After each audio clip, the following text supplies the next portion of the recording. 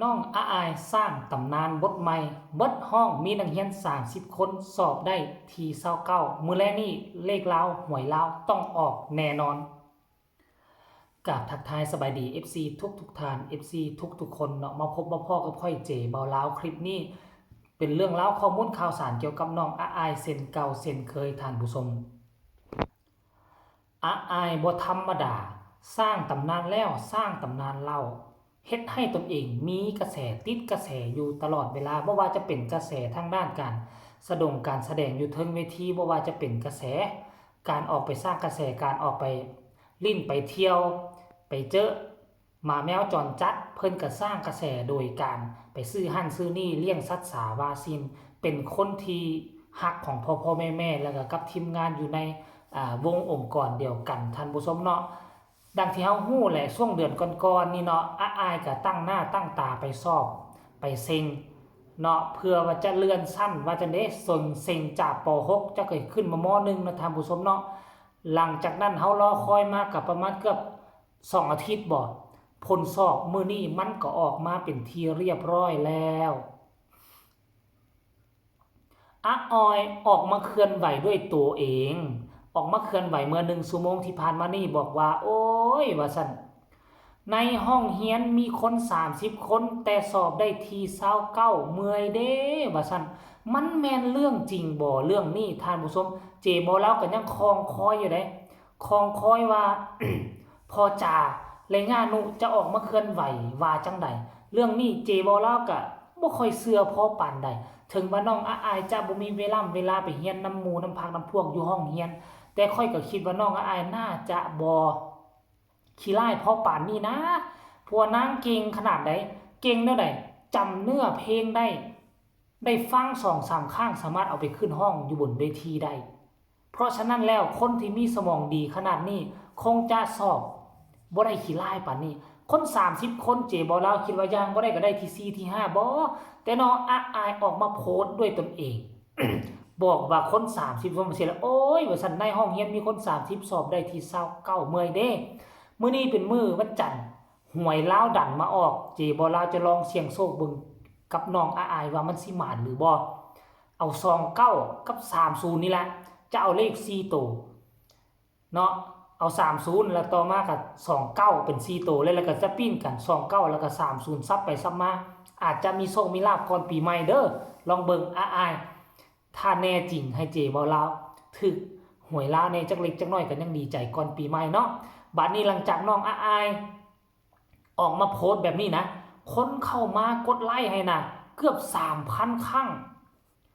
คนที่มาคอมเมนต์300กว่าคอมเมนต์และคนกดแชร์น่ะเกือบ50แชร์ทานผู้ชมเอ้ยหลังจากนั้นมาเบิ่งดูอายออกมาโพสต์แบบนี้พอแม่ FC พอฮักแม่ฮักของน้องอายเพิ่นมีคำคิดคำเห็นแนวใดต่อลูกสาวแห่งชาติคนนี้เดี๋ยวไปอ่านนำกันเนาะเดี๋ยวเราจะอ่านสู่ฟังให้ทุกคนฟังเด้อโอ้ยอาจารย์บิ๊กทนบ่ไหวต้องออกมาเคลื่อนไหวคอมเมนต์ก่อนหมู่เลยเว้ยที่สุดลูกพ่อเฮาต้องได้ที่หลายกว่าหมู่คอยเลิศว่าซั่นเอาวันนี้แล้วผู้ใดมาผู้ใดมาตอบเนาะมื้อนี้เนาะเดี๋ยวมาเบิ่งกันเด้อผู้ใดมาตอบท่านผู้ชมผู้ใดมาตอบของอาจารย์บิ๊กเอาคือบ่เห็นเนาะมีคนตอบกลับมึงดูได้ทีเท่าไหร่ไม่สำคัญว่าซั่นเด้ขอให้ผ่านทุกวิชาก็โอเคแล้วนะลูกเห็นบ่ล่ะคนให้ความสำคัญหลายหนูทำงานไปด้วยเรียนไปด้วยสอบผ่านทุกวิชาก็ดีแล้วบ่ได้เป็นที่หนึ่งในห้องบ่เป็นหยังขอแค่ได้เป็นที่หนึ่งในใจเขาก็พอคนต่อมาพอจ่าบอกได้ทีเท่าใดพอบ่สนใจหนูคือคนเก่งที่สุดของพอแนวใดก็มีอาชีพอยู่แล้วอย่าเป็นกำลังใจให้เด้อหลานน้อยโอ้ยมีคนจะให้กำลังใจบ่เป็นอย่างลูกว่าซั่นเฮาเรียนตามระเบียบข้อบังคับ ค่ะเรียนเพื่อเป็นความรู้หนูเก่งที่สุดค่ะที่ทำงานและเรียนไปควบคู่ด้วยกันหนูมีงานประจำแล้วค่ะคนเก่งลุงภูมิใจในตัวหนูมากเห็นบอกโอ้หลายคนมาให้ความสนใจเก่งแล้วค่ะเพราะเราไม่ได้นั่งเรียนในห้องเรียนเหมือนเพื่อนแต่เรื่องงานเรามาเป็นที่หนึ่งอยู่แล้วในห้องเรียนมี30สอบได้29ดีนะทีบ่ได้ทีโลเกียบได้ทีโลแสดงว่าต้องมีคนได้ทีโลแน่นอนต้องมีคนขี้ร้ายกว่าน้องอาอายได้แค่นี้ก็ดีแล้วลูกหนูไม่ได้เรียนในห้องเรียน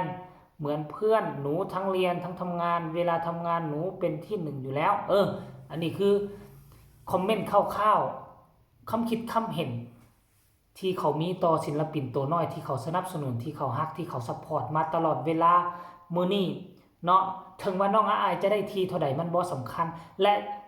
การเคลื่อนไหวของน้องอาอายครั้งนี้มันเฮ็ดให้เจบ่เราได้รับได้ฮู้ว่าประเทศไทยมีข้อบังคับต้องเรียนจบป .6 แม่นบ่มีข้อบังคับทุกคนต้องได้จบป .6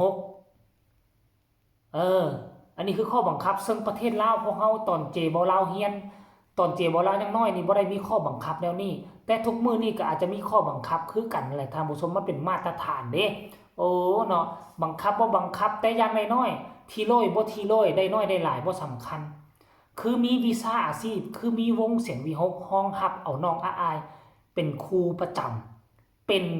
บอสผู้บริหารในอนาคตอยู่นี่แล้วได้หลายได้น้อยน้องก็จะได้เป็นผู้บริหารของเสียงวีหกในอนาคตเพราะพอจ่าได้เว้าด้วยน้ำตาทั้งน้ำตาเลยว่าฝากฝังอนาคตของเสียงวีหกไว้กับลูก